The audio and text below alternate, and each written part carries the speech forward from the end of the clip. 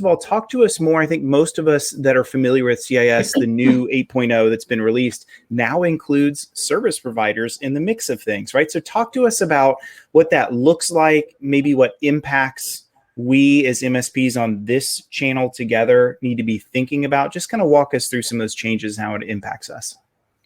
Yeah, sure. So the editorial panel felt very strongly, and this was like a more of a last minute add-on. And a lot of it was due to the pandemic, that we really needed a control on service provider management, and really is about it's very process oriented.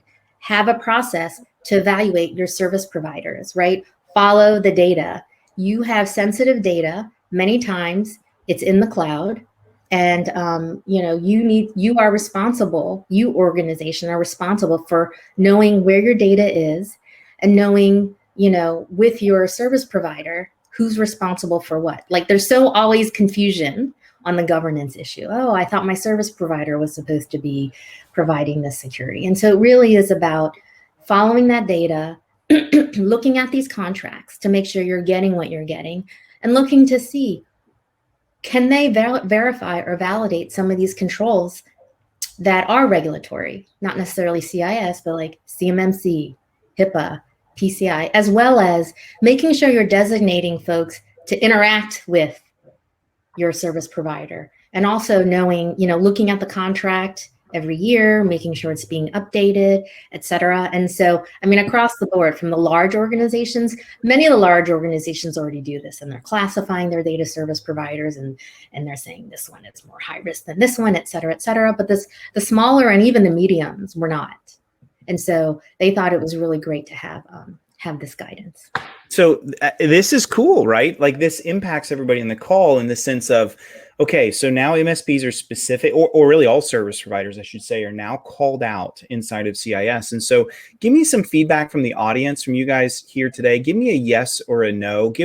Have you walked through, and do you use CIS critical controls in anything that you do in your MSP today? Give me a yes or a no. Yes, I use it. No, I don't. And the reason I want that yes or no is because here in a minute, I'm going to ask a follow-up question that I think is really important to all of this, which is, you're now included in this, whether you like it or not.